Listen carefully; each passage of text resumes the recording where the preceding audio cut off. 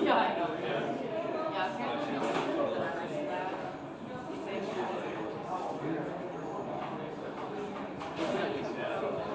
Yeah. Yeah, apparently this is the worst part.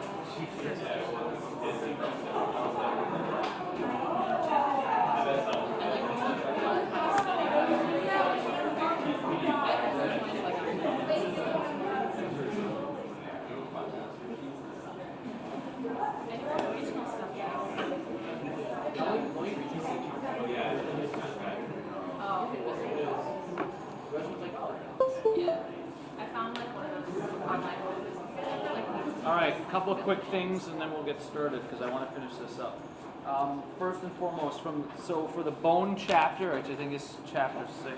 I don't know which version of the book you have, but there are two tables that I don't want you to spend any time on. And in my book, they're table 6.2. Actually, one's a table, one's a figure. 6.2, and then the other one is figure 6.17. It's stuff that you're already doing in the lab, so I don't want you to duplicate that for the lecture. So, if it's confusing because I don't know which book anybody has, but in my book it's table 6.2 and figure 6.17. That we won't cover that information in the lecture. Yeah. If we don't, if that's not exactly like the table to figure what's on those tables and figures. Yeah, I have to look at it. I can't remember now because I didn't bring the book. But I think it was talking about, tubercles and tubucles and trochanters and all the kind of stuff that you actually just got tested on in the lab, right? Structures on the bone. I'm trying to deal more with the pieces and what they do and why they do it, and not so much in the memorization part of the lecture. If you can't find it, let me know. I'll bring the book. But those are two tables. Don't spend extra time on them. Okay, in the reading. All right. Three things, and then we'll start. I want to finish this lecture and get into muscle. There is a structural and functional classification for articulations and movements, and we have 3 different subparts. Yes, structural and functional classification with 3 subparts. Alex, something else. Major parts of the synovial. Yeah, I know the 5 major parts of the synovial joint, they all have them. Okay, so if you know what the synovial joints are, then you should know the major parts that they all have. One more thing, Billy.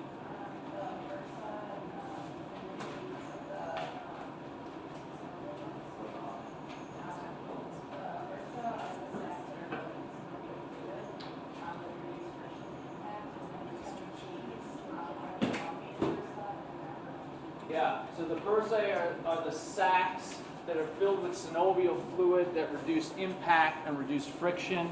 And then a tendon sheet is a modified bursa that is elongated and does the exact same thing for the tendon so that every time you move your muscle, you don't get tendonitis, right? Because that's what would happen if you didn't have a way to reduce friction, you'd inflame it, and you'd have tendonitis all the time. So, in fact, that's what happens to a lot of people. Okay. Did we go through this actual slide, or was this the last one? The last one. Okay, we did it. So we'll move on. Somebody lower the lights, please. I'm going to try to get through this thing today. All right.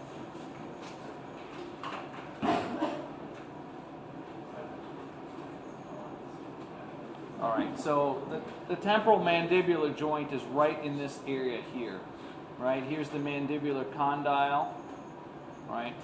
And so this is the area that tends to get irritated, like we said, when people have this disease where they constantly bite or chew or grind at night. It irritates the joint. Remember, this is a synovial joint too. It's small, but it's a synovial joint. This is what it looks like. Here's the zygomatic arch, here are the lateral ligaments, here's the joint capsule itself. And it's actually a dual capsule, which makes it a little interesting. There's a superior cavity, and then there's an inferior cavity, and here's the articular disc. Here's the pterygoid muscle, right? And here you have the mandibular condyle, here's the temporal bone.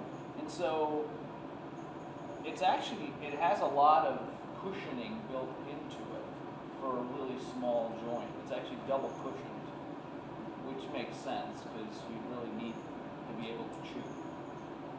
That's what makes sense.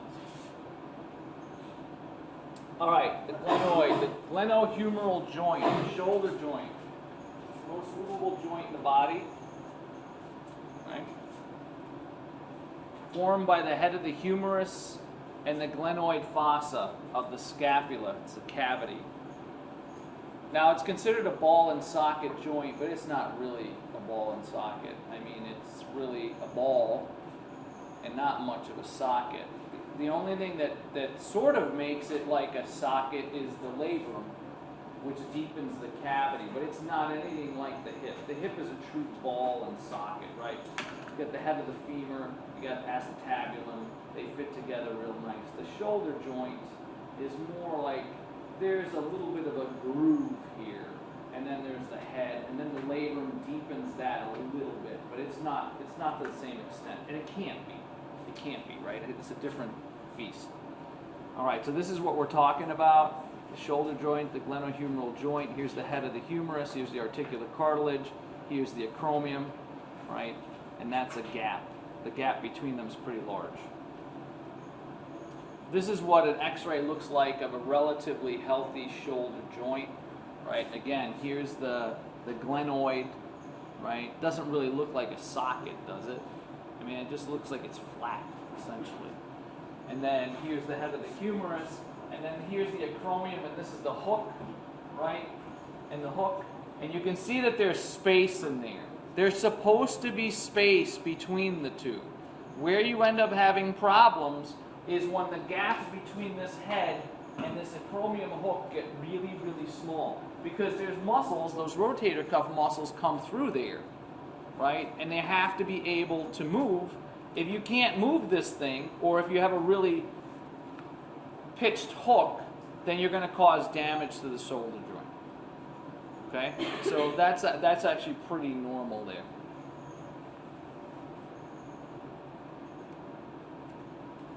Associated structures. The glenoid labrum, a labrum is just like the meniscus. It's made out of fibrocartilage. So it's the strongest type of cartilage. You have a labrum in your hip too, and they deepen the cartilage. They deepen the joint, right? So in the terms of the glenoid, right, if that's the glenoid, the labrum comes in and does something like this, right? It makes it more like a socket. And it's thick padding because it's fibrocartilage, which is the strongest of the three types of cartilage. Okay? You have lots and lots of ligaments in the shoulder, which makes sense, right? There's lots and lots of ligaments for all these synovial joints. And then the rotator cuff muscles, the ends of the rotator cuff muscles come through this area, and that's why if you don't have enough room, and we've been talking about sitting, right? If you're crunched over, right? If you're in thoracic flexion and your shoulders are hunched over, what starts to happen to your shoulders, right, and you're in this position, is that gap between the acromion, right, the part of the scapula, and the head of the humerus gets smaller, and things start to rub together. And over time, you may not notice it, so the rubbing could be occurring over long periods of time, and you only notice it when it gets to the point where it's inflamed, or sometimes you notice it once you tear them, and usually it's a partial tear. And you notice it a lot, especially with the rotators, is it'll start showing up as an irritation in your bicep. It's kind of weird, right? So it will come down to pain, and you usually start feeling something in your bicep, and that's sometimes a sign, especially if you're not a an athlete or a weightlifter and you're feeling something in your bicep, that's kind of weird, right? You feel that. So that's one of the symptoms. The glenoid labrum is a rim of fibrocartilage which deepens the joint cavity. Can you tear it? Sure. Tear it all the time. People do it.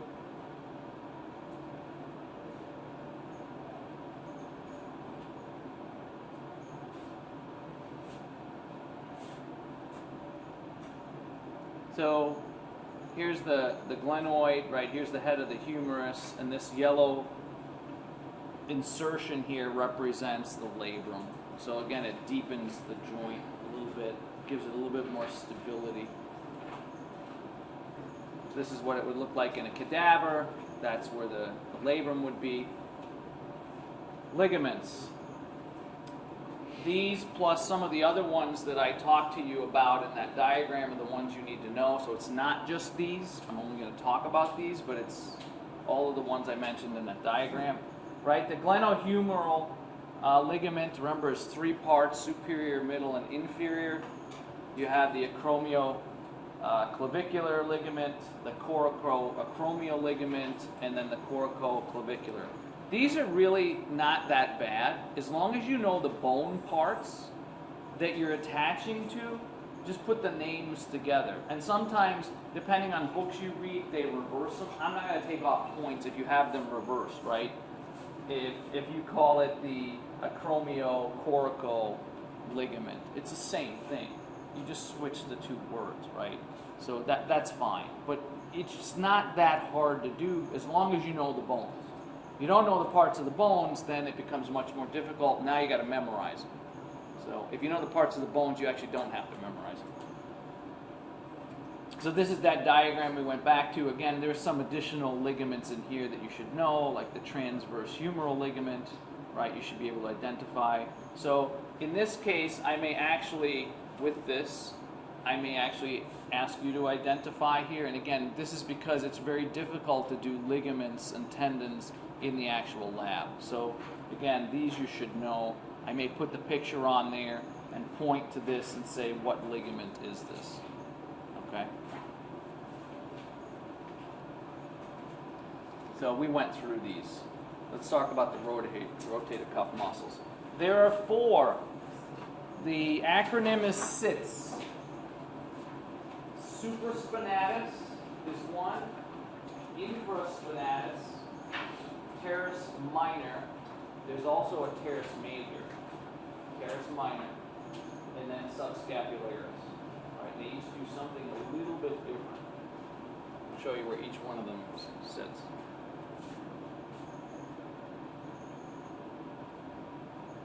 They're very small muscles, but what they do is they stabilize the shoulder.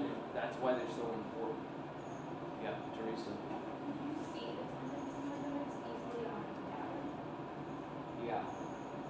Yeah. These tendons, sure, you can see. I mean, meaning that they're small. Would it be hard to see them because they're small? Yeah, no, you can see them. They're not that hard to see. They play a major role in stabilizing the shoulder joint. That's why when you blow out a rotator cuff muscle, you now start hearing things like clicking and all kinds of other stuff and pain, because the joint doesn't, now the joint, it's hard to keep the head in the center of the pocket, right? And that's what you want to do. And so now it'll smack into the labrum. So if you destroy the rotators, not only are you not going to have full range of motion, but now parts are going to start connecting more often than they should. Okay? So they're very, very small, but they need to be strong. Does that make sense? Just because they're small doesn't mean they're weak. So this is what they look like. This is an anterior view. Here's the head of the humerus. Here's the acromion. Right? Here's the clavicle. This part here on the scapula, this is subscapularis. You'd have to peel away my pectoral muscles, and underneath there, on the anterior side of the scapula, you would see subscapularis. It's a big muscle, right? The actual muscle itself covers a good area. The tendons are tiny though. Okay? So that's at the front end here. Then you have, here's the coracoid process. On top of the scapula, you have supraspinatus, right? So if you think about this, subscapularis, sub, meaning underneath. Supraspinatus sits over on the top, right? Infraspinatus actually runs the back of the scapula, right? So that you have a sandwich. Infraspinatus, supraspinatus, subscapularis. And then on the back side too, you have this teres minor. Okay? And again, they stabilize the joint.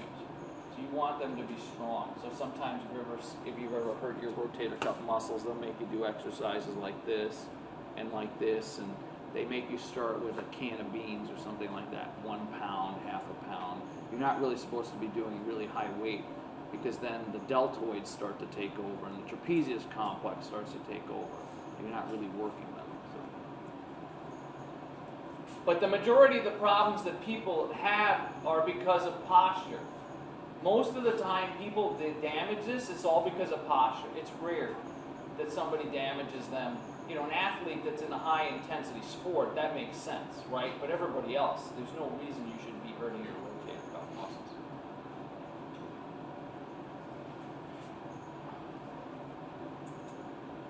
All right, the hip joint is also called the coccyx or the coxal joint, right? And it's made up of 3 bones, right? 2 sections of 3 bones that are then fused together with the pubic symphysis and then the sacrum. So it's very strong, stable. It's also a ball and socket, but it has a lot more hardware around it, right? It's formed by the head of the femur, and the socket is called the acetabulum of the coccyx bone. So the acetabulum and the glenoid are analogous features, right? They basically do the same thing to some degree. One does it in the shoulder, the other one does it in the hip. So here's the head of the femur, here's the acetabulum, here's the coccyx, here's 1 half of the hip, right? And this half is made up of 3 bones: the ilium, the ischium, and the pubic bone. So this is what a healthy joint would look like, right? You can see the pocket in here, right? You can see the head of the femur, the long, and the surgical neck. Here's the pubic symphysis. This green would represent the labrum of the hip. And again, hip, same thing, going back to the sitting that we've been talking about. Why are you tearing labrums? Why are people having a lot of constriction in this area, right? Because you're sitting on the darn thing all the time and you're pressing this into this in a way it's not supposed to be pressed. The other thing that tends to happen with this joint is when you sit, is that it tends to move forward. So if this is the acetabulum, right? It tends to, the head of the humerus then starts to move forward. Okay, so you say, well, so what? So it moves forward a little. But what ends up happening is you run out of room when you start doing things like squatting. This is one of the reasons why people, when they squat, what ends up happening is they get lower when they start to go below parallel. What starts to happen with the lower part of their body is it curves under. And the reason it's curving under, there's lots of reasons, but one of the reasons is the actual head of the femur is actually starting to run into the coccyx bone. And what's going to win, right? You're not going to be able to overcome that. There's also reasons with some of the musculature being super tight. This is why some people can't squat below parallel. There's some people that can never squat below parallel because the hip joint itself is deformed.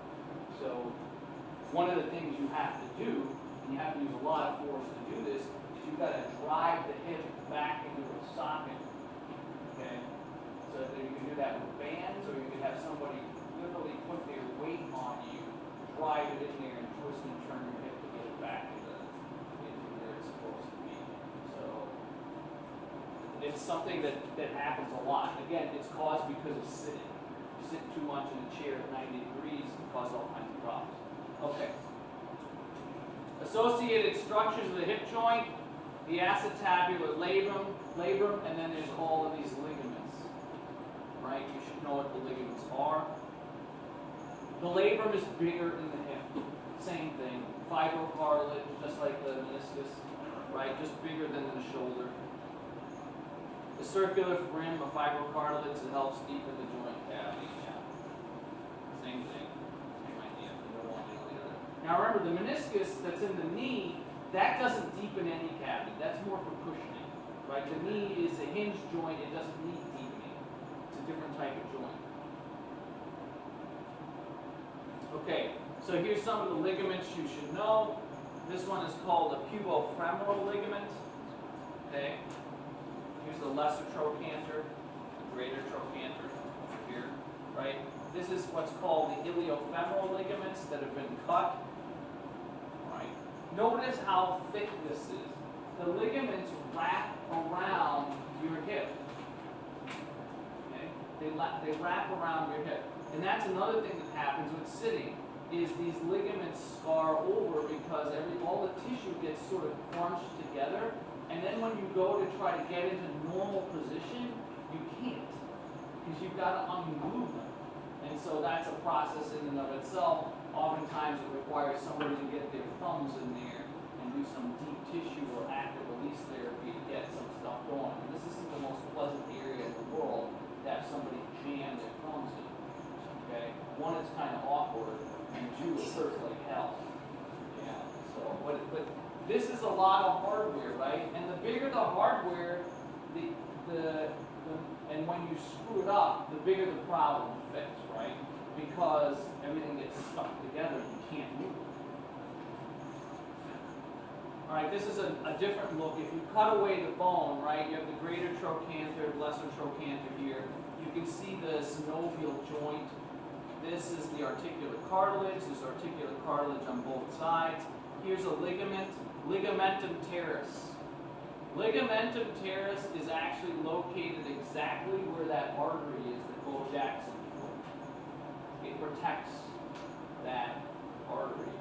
Ligamentum teres has almost no structural function. It physically connects the two parts of the bone, but it's not very strong. It's mainly there to protect that artery. Okay? So this is an internal ligament.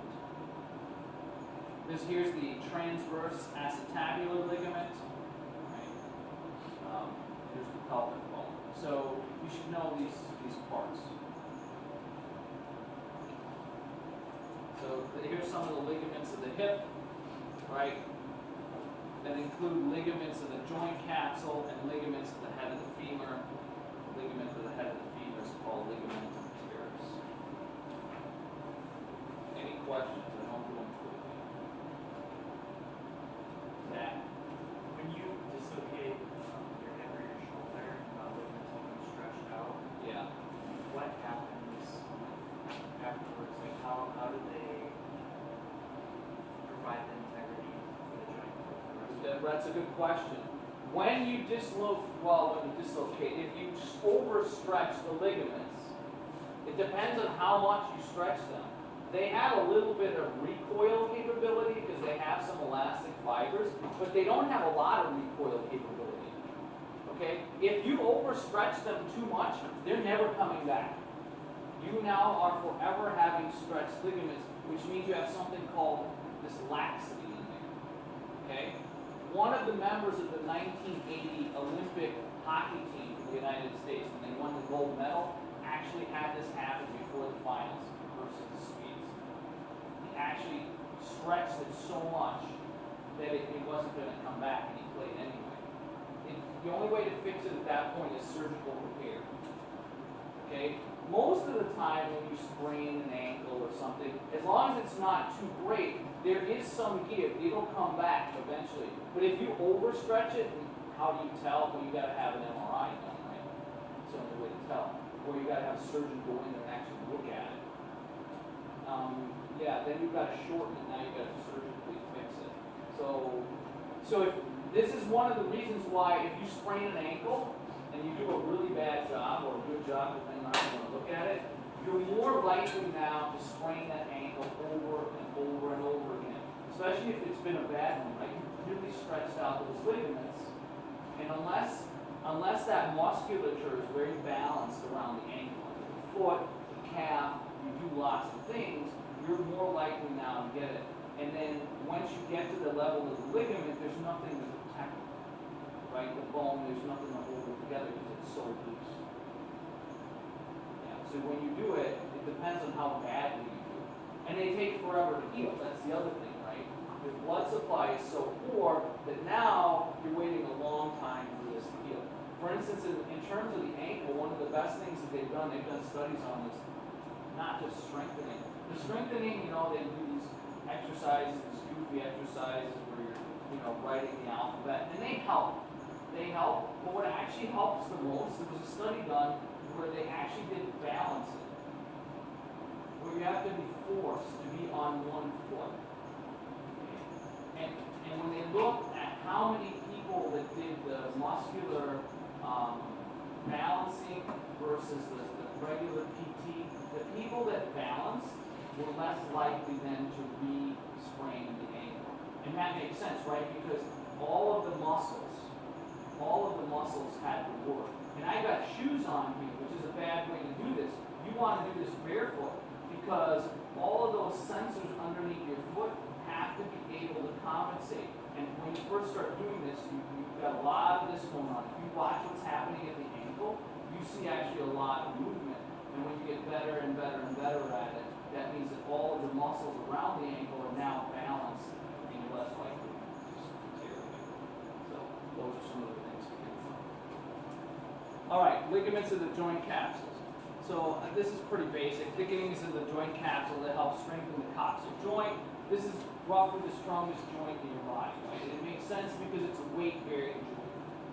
This is where all the power comes from. If you've got these big, massive muscles in the glutes that are attached, and then the hamstrings that are attached, and you've got the quads that are attached. They're all attached to around this one hip. These are the most powerful muscles in your body. Therefore, the joint, the bones, have to be the most powerful in your body. Right? Does that make sense? They've actually looked at the femur, and there's video of, and they did this in engineering school. They took a femur out of a cadaver, right? And they put it in a press. And they started applying hundreds of pounds of force. And they had to get to 900 pounds to 1,000 pounds, this is average person, before it started to bow a little. That's how strong these bones are. 900 pounds of force before it started to bow a little. They didn't snap it at 900 pounds, which makes sense, right? Which makes sense because this is where all that musculature is. These bones, if they're healthy, are actually designed to withstand huge amounts of force.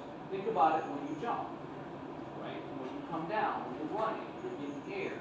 All those forces have to be able to be withstood by the bones.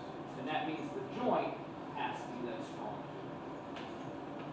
All right, so again, this is going back to that picture. Ligament of teres attaches the head of the femur. The acetabulum plays no role in strengthening the coxal joint. So that's an important thing. It's there. It's technically a ligament because of what it does and what it's made out of, but it doesn't have any. It doesn't add anything to the strength. So if you just tore ligament of teres, no big deal. No reason to go in there and fix it.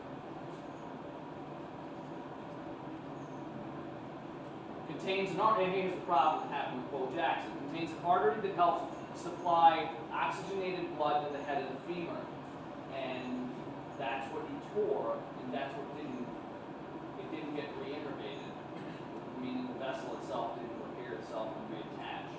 So that's where we ended up having a problem.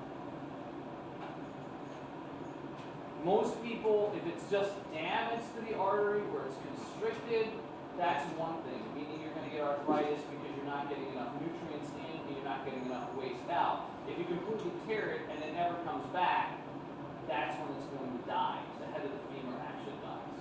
And then you didn't have to replace it. So that artery's in here. Here's ligament of teres again. Here's the artery. Here's another look at it. Here's ligament of teres. You can see the artery. You see it's coming out of the ischium and the pubic bone here. Here's the head of the femur again. This is what snapped in Bo Jackson. And never came back. This we've already done. Okay, the knee joint. complex joint. You can take this for the what it's worth. I didn't write that it's the most complex joint. It's a complex joint. It's a hinge joint.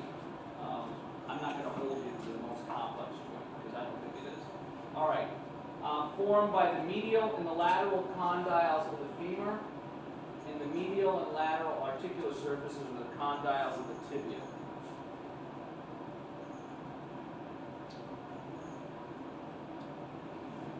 So you should know what makes the joint up. Parts of the bones, you've already memorized them. You just took an exam on that, so there should be no problem.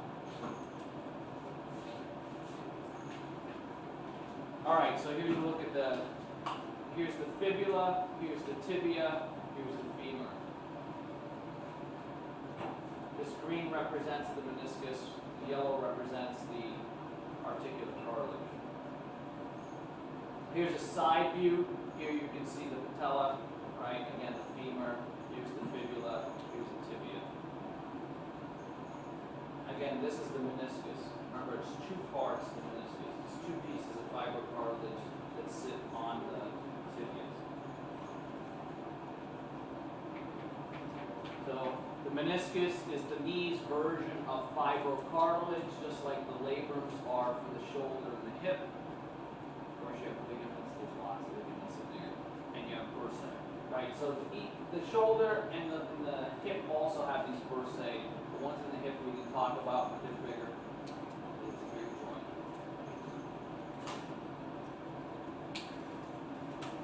Oops.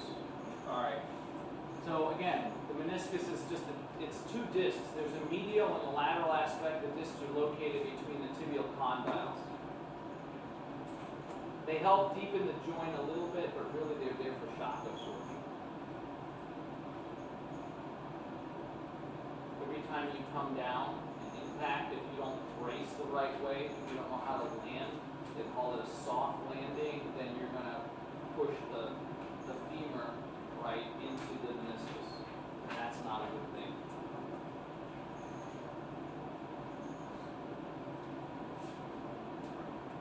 So here's the lateral meniscus, and then this is the medial meniscus. Any questions?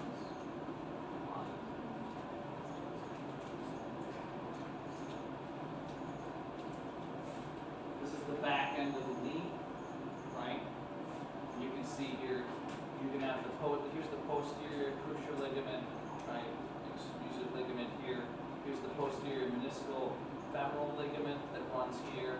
Here's the ACL that runs in this direction. Here's the fibula, the lateral condyle, the medial condyle.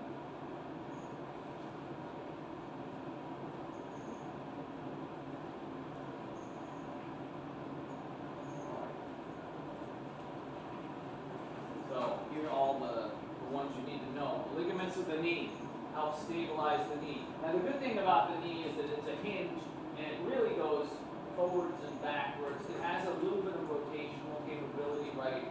Part of it's due to the fact that the fibula and the tibia is sort of loosely connected, but it does rotate. When you do flexion at the very end, you can actually see the knee will have a rotational component to it. But generally speaking, it's just an in and out type of thing. Major ligaments associated with the knee are the patellar ligament, right? And that's part of the patellar tendon complex.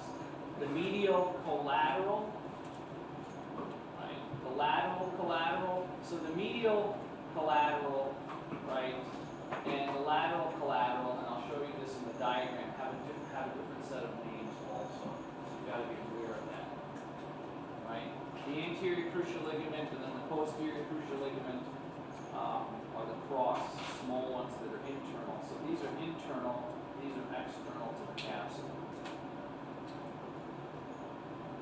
So the patellar ligament is essentially a continuation of the patellar tendon, right? This connects the patella to the tibia and attaches the quadriceps to the tibial tuberosity of the tibia. The tibia tuberosity, everybody can feel, it's a bump that sits right below your kneecap. If you've ever done the function movement screen, I use it in that class that I teach. That's what we use as one of the landmarks. patellar ligament is used to test the knee-jerk reflex. Right? If you've ever had this done, the doctor's just trying to see if you have any neurological damage. Questions?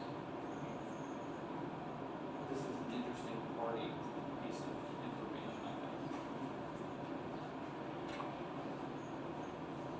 Alright, so this is the patellar ligament, this is the patellar tendon.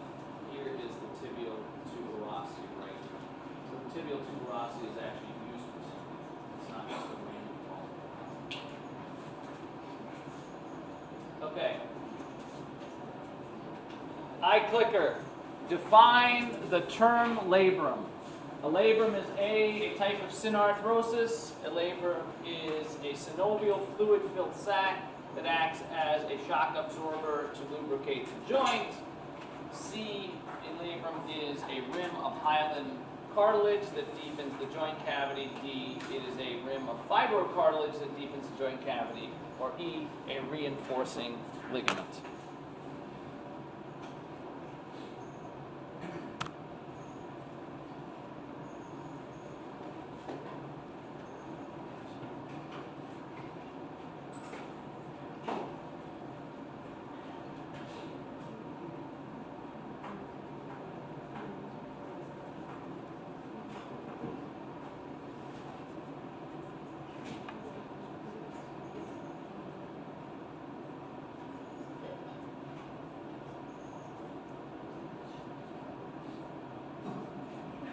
All right, let's see what we got.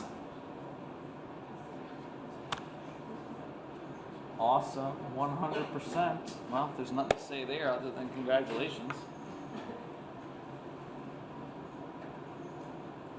Let's not mess with perfection, right?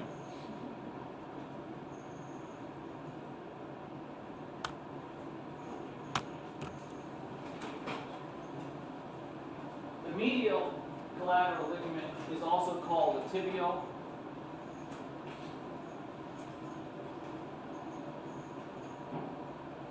Its proximal attachment is the medial epicondyle of the femur. So we don't do much of this, we do a little bit of this in this class. The distal attachment is the medial tibia.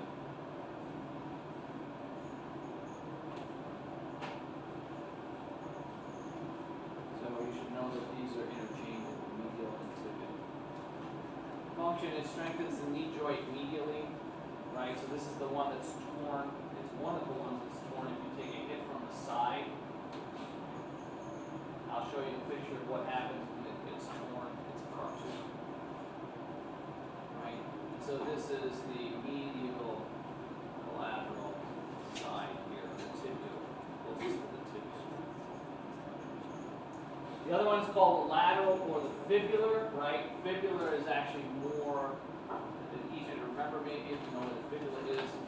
The proximal attachment is the lateral epicondyle of the femur, and the distal attachment is the head of the fibula. And now we all know what the difference between proximal and distal is, right? Proximal is closest to the point of origin. Distal is further away. So when we talk about the same thing in the aorta, right? When you talk about the descending aorta, it's distal to the origin, which is the insertion in the aortic valve. Strengthens the knee joint laterally, right? So you have all of these ligaments that are stabilizing. And the funny thing about the knee is it's pretty stable to begin with. Structurally, it's not really supposed to move side to side. It's when you start loading it under erratic conditions that you start causing problems. So that's the fibular collateral ligament. Anterior cruciate ligament, this is the one that people like to tear nowadays. I guess it's in vogue. Everybody needs to have one. It's the medial surface. So its proximal attachment is the medial surface of the lateral condyle of the femur. And its distal attachment is anterior portion of intercondylar eminence. And this one prevents anterior sliding. So the ACL prevents the femur from sliding off the tibia and going forward. The PCL does exactly the opposite. It prevents the backwards movement.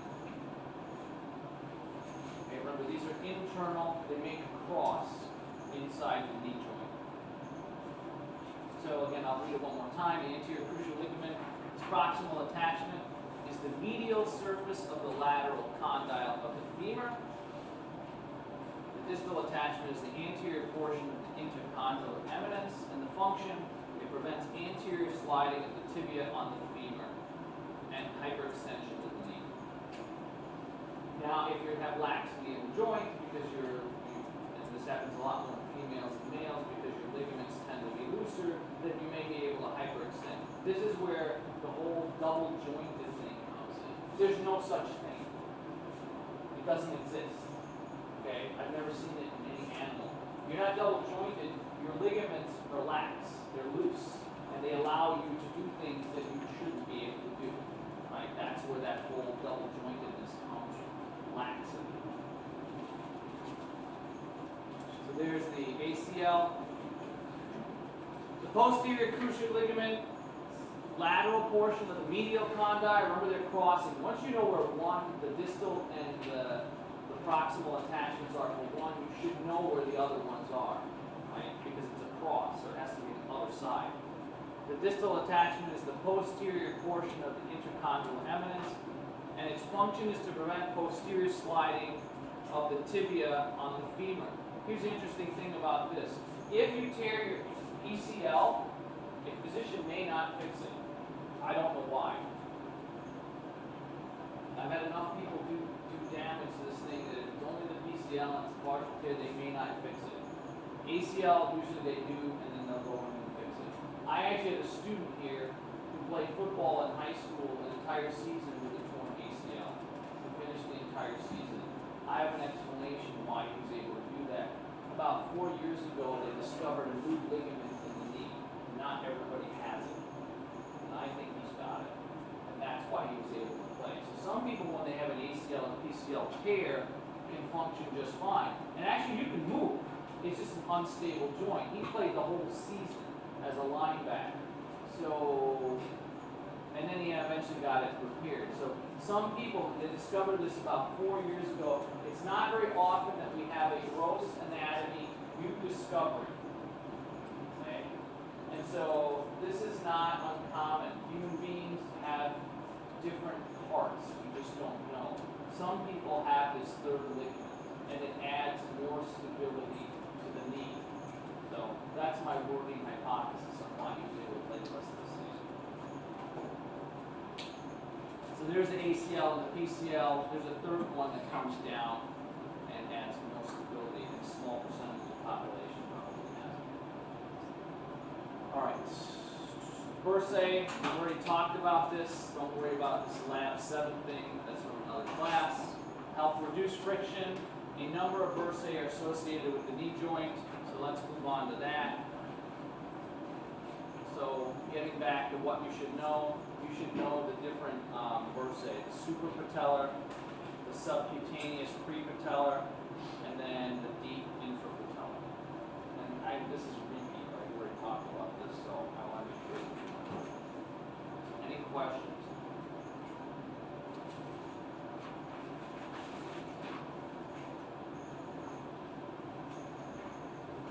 Joint homeostatic imbalances, a sprain is basically a damage to a ligament. Again, if you overstretch it too much, it's never going to come back. You're always going to have laxity in that joint. You'll be double jointed, I guess, forever in that joint. And then if you don't overstretch it, it can come back over time. So that's what a sprain is, stretched and torn. They heal very slowly. A dislocation, that's where the bones are forced out of alignment. So at the very end of this lecture, I have a bunch of images, some that were provided by the book and some that have been provided to me by students over the years, either from themselves or from somebody they know. So I'll show you those. So here's what might look like. Here's the lateral aspect, right? Here's the fibula, here's the tibia, here's the femur, and you can see that the TCL here has been torn, the ACL is torn, the PCL is probably torn, the medial meniscus is torn, Yeah, it's in bad shape. Not good. Okay, so remember that this is a normal shoulder, right? We got that? That's a dislocation. You see where the head is? All the way down here. And it's supposed, because here's the glenoid. We'll go back. Good? Not so good. Okay? Look at that. Okay.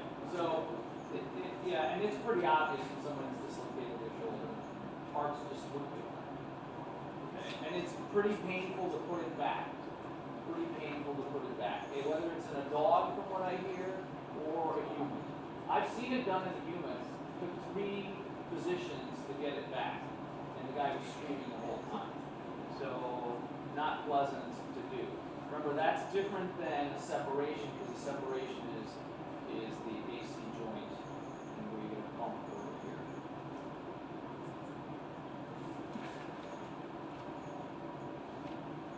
Okay, just looking at the other bursae here, you have the subacromial bursa, that you should probably be aware of. The rest of the stuff you may be working on. Okay, so this was provided by a student who's now a teacher. His name's Andrew Engel. This was his father's gift. Thought I'd show you some interesting stuff, right? So this is the head of the femur here. Here's the acetabulum. This is steel, titanium, right? He's got a rod that goes all the way up into the head, and he's got another rod that comes down, and here's the femur. He had been injured in a work-related accident, so that was the cure. Yeah, so that was one. This is for scale. This is 20 centimeters. This is a student of mine who's actually a rush in the OT program, which is the last person, one of the last people actually built that 3-2 program. This is her boyfriend. Boyfriend's a motocross racer and had a lot of injuries. And one of the injuries that occurred is that he basically destroyed his elbow here. So this is all steel. These are screws. You can see the screws, right? You can see the curves. This is in his ulna. So this is what's holding his elbow together from that injury. Yeah. Now we lose a lot of function. Do you lose a lot of function? You're going to lose some range of motion. Depends on how they do it. You could potentially lose some range of motion. Yeah. I mean, I've never met the man, so I don't know, if he did or didn't. But my guess is he's lost a little bit of range of motion. But he did this in his teens, late teens, so depending on physical therapy and a lot of other things that These replacements grow. they shouldn't, but they can. They shouldn't. I mean, you use titanium steel because it's not something that the immune system recognizes. It used to be that a joint replacement was done, and this was done, and I'm talking about 30 years ago now, where they would talk about you have to wait until you're like 60, 65. This is when the average American was living to be about 72, 73, because they wanted to make sure that they never had to replace it. I don't know with the new technology, if they last longer, but in this situation, you don't really have a choice. Right? You're not saying, well, we'll wait until you're 65, and then we'll put it in. In the meanwhile, you can't use that thing anymore. You're never going to be able to use it again. But generally, for joint replacements, it used to be 15, 20 years, and then it was sort of wait and see. So there are people, I actually know someone who got the joint replaced twice, because they lived long enough to have it done twice. What they do now, I'm not sure. This is another one. Rachel's still here. If you know Rachel, this is what happened to Rachel's dad, his ankle. And you can see the screws here. 12-foot fall onto concrete, fall of 2015. 1 year ago. It was great. She was in the class at the time. She's like, oh, I got a doozy for you. So they took the x-ray, and here it goes. Here's those screws, screw, plate. That's what's holding his ankle together. So it can be fixed. It's not pretty. You'll forever go through the metal detector at the airport and set it off, right, with these injuries. And then that's it. This is just some pictures of morals. Here's a diagram for you from a different perspective on the rotator cuff muscles in case you wanted a different perspective. I'm actually going to transition over into muscle because we got to catch up. All right, I know I went quickly, but there's really not that much information here, right? The only meat that's there's a couple of ligaments you need to know. You need to know distal and proximal attachments for a couple of joints, not really a big deal. And then the generalities, synovial joints and all of that. So it's really not that meaty of a lecture. There's a lot of slides, but you should be all right. Typically, students don't have big problems with it.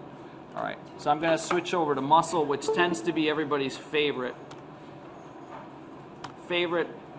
system.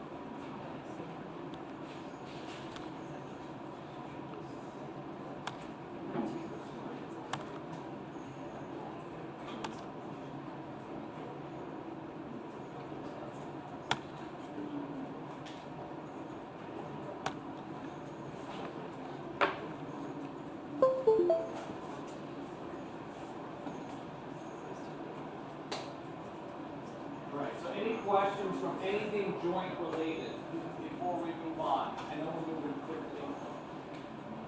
Any joint issues? No? Joint issues? Good. All right.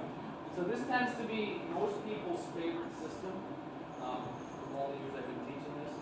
So we're going to talk about all three muscles a little bit, focusing mainly on these two. This one is. We really get to this when we get to vessels, blood vessels. We'll talk about it. So there are three types of muscles. There's your skeletal muscle, and that's anything that's attached to the skeleton, including the diaphragm muscle that we breathe with. This is the skeletal muscle. One of the main characteristics of skeletal muscles is you have voluntary control over them. Now the diaphragm is an interesting one because you both have voluntary and involuntary control. So that one's sort of a weird one. But the rest of them, you have voluntary control over. Then you have the cardiac muscle, the heart, which you have no control over. Right? It's involuntary. And then you have smooth muscle, and smooth muscle occurs around blood vessels. It allows them to dilate and to constrict. Around your intestines, the same thing, dilate, constrict. Outside of the stomach, right? Smooth muscle around certain glands. You don't have any control over smooth muscle. And all three of them are very different in their makeup. So attached mainly to bones. Skeletal muscle is striated and voluntary. You need a microscope to see the striations. You can't see them with the naked eye.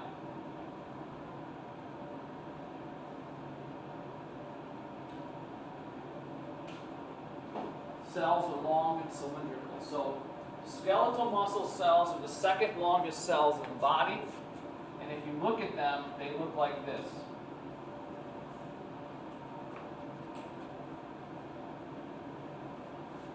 That's what a skeletal muscle cell looks like. It doesn't look like a cube. It doesn't look like this. And it sure doesn't look like this. And it doesn't look like this either.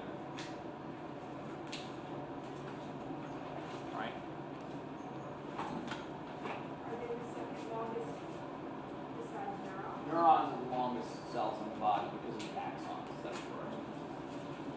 So this is what they look like, cartoon-esque. All right, and you can see striations here. You can see that there are 1, 2, 3, 4, and this is at a light microscope at 800x. This is taken from the upper arm. These are the cells, and the interesting thing, the nuance with skeletal muscle is that skeletal muscle has multiple myonuclei. It's one of the very few cell types in your body that has more than one nucleus per cell.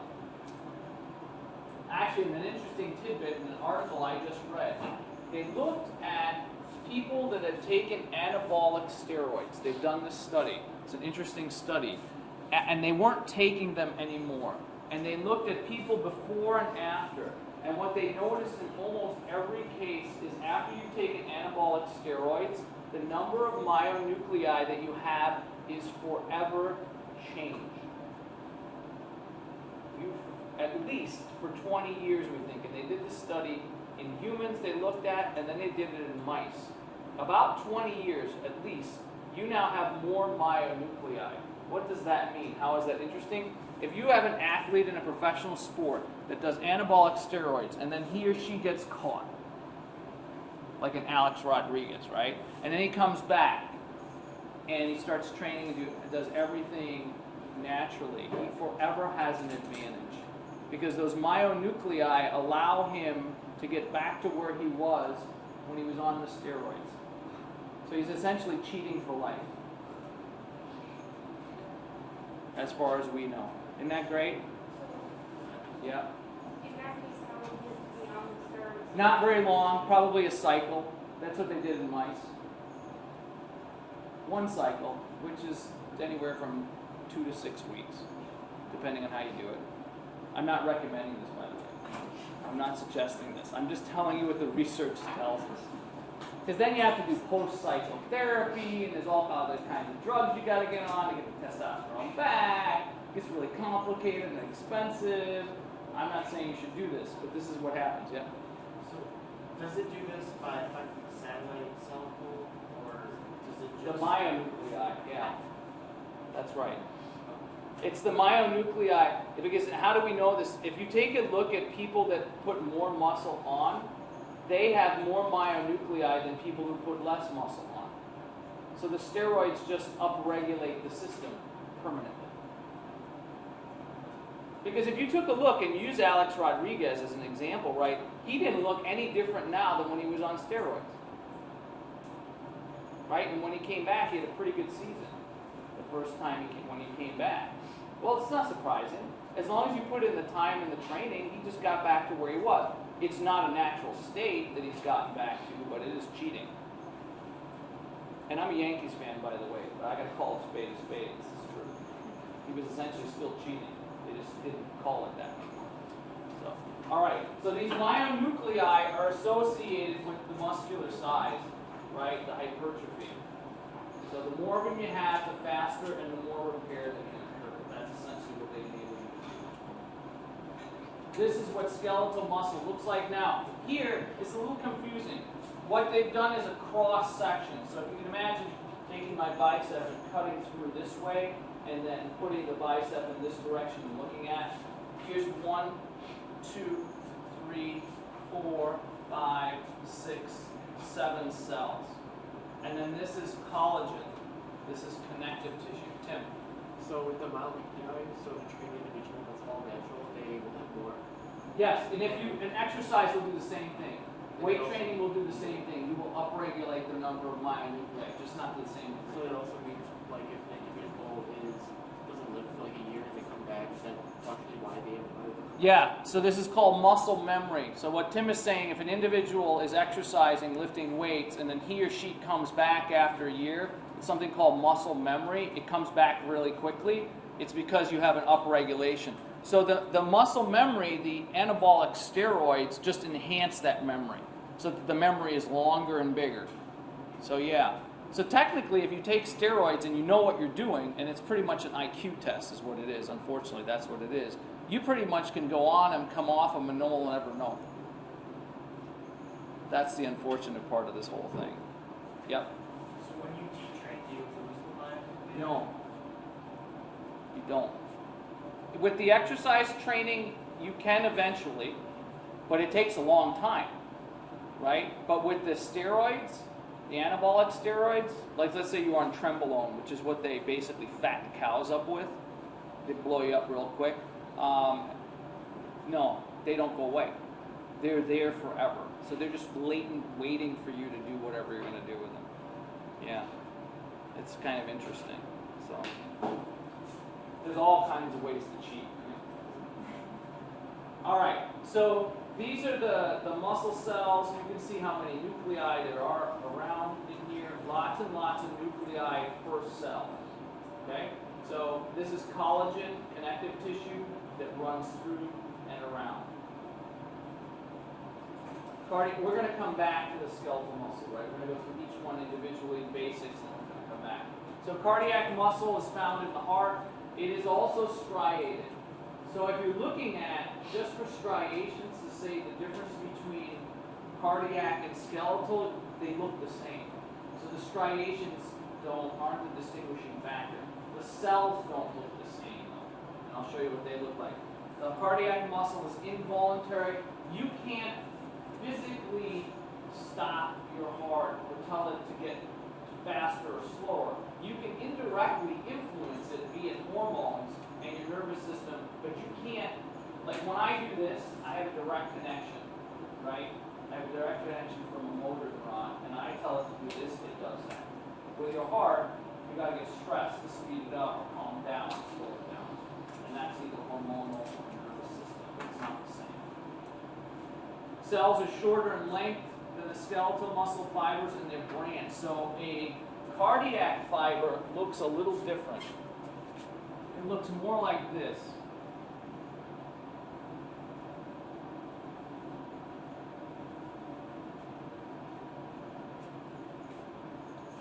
It's got this goofy Y-like shape. Some of them look more like a Z.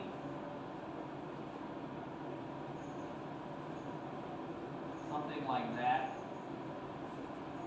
So they've got this weird shape. But remember, your heart is a ball-like structure, right? And this is a length structure. So they look a little different.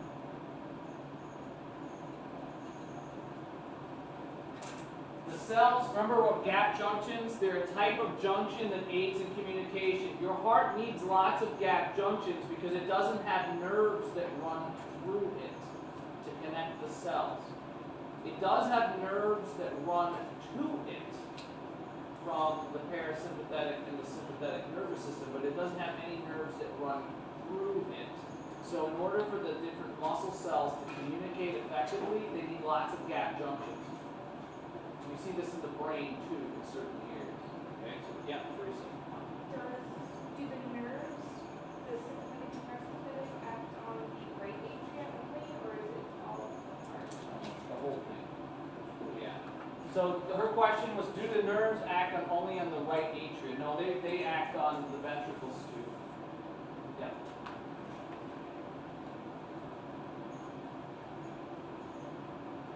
All right, so I didn't do a very good job drawing them. You can kind of see these dark lines here are called intercalated discs. And then here's a nucleus. So here's one cell. And it's kind of got that ZY type shape to it. So here's the end, and here's the end. And it's only got one nucleus per cell. So there are these gaps. And you can see the striations here, and we'll talk about what those are. If you're looking at this, how do you know that this isn't skeletal muscle? Because of these big gaps, these gaping holes that are in the muscle. You just don't see this in skeletal muscle. Smooth muscle, all right, are located in the walls of hollow organs in the skin, are non-striated and involuntary. You have no control.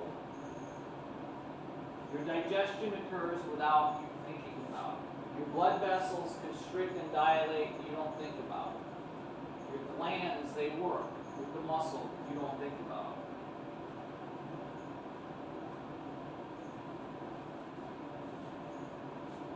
So they're very different. And these also, the smooth muscle cells, only have one nucleus per cell. So again, differences. So what I would do is I would make a table with similarities and differences between the three types of muscle. Almost done. So if you take a look at these cells, the smooth muscle cells actually look like a squamous cell to me. They actually have this sort of squamous-like structure. They're sort of a little bit like this, and then they look tubular, but then they also have this curvy appearance. One nucleus. Okay, and this was taken from either the wall of the stomach, the colon, or the small intestine. Doesn't matter where you take it from, they all look the same. Okay, one last slide and we'll end for today. So, functions of muscle tissue. When we're talking about movement, right, skeletal muscle helps you walk, run. It also helps with something called venous return. Okay, what do I mean by venous return? If you were to stand in one place for about 15 to 20 minutes, part of your cardiac output, the amount of blood that's in play all the time, would pool into your feet and legs. Now you wouldn't have edema, right? But it would. And the way to get it back into play is to move. So every time I move, my calves contract, they squeeze the veins, and they push blood back to my heart. So that helps with what's called venous return. Venous blood is returning to the right atrium of the heart. That's what that means. Okay? Cardiac helps in movement because it moves blood throughout. Right? And then finally, movement, smooth muscle moves fluid. So when we talk about movement, you have to think of movement in broader terms. All right, enough for today. 3 important things about either joints or muscle. Amber.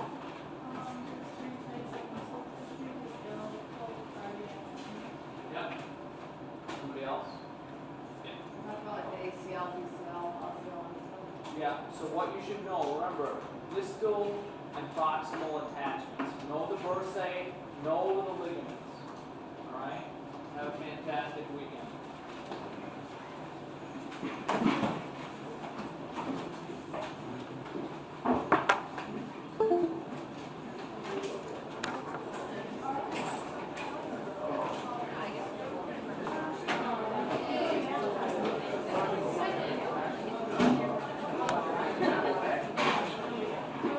Before you heard that, who's not here? Katie. Oh, Katie's here.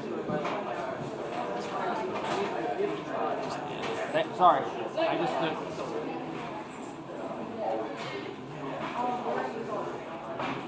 then my plus I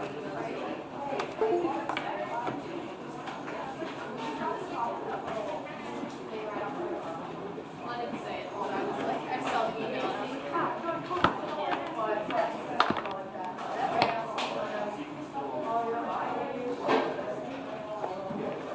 You have a question? Yeah, or, well, not really a question. I just wanted to let you know, this is like a recurring answer.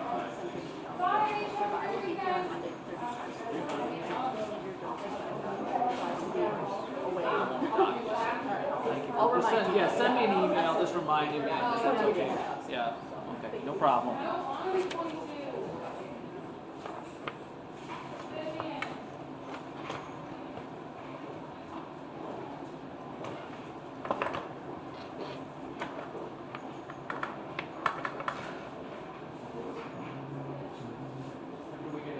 Yeah, you too.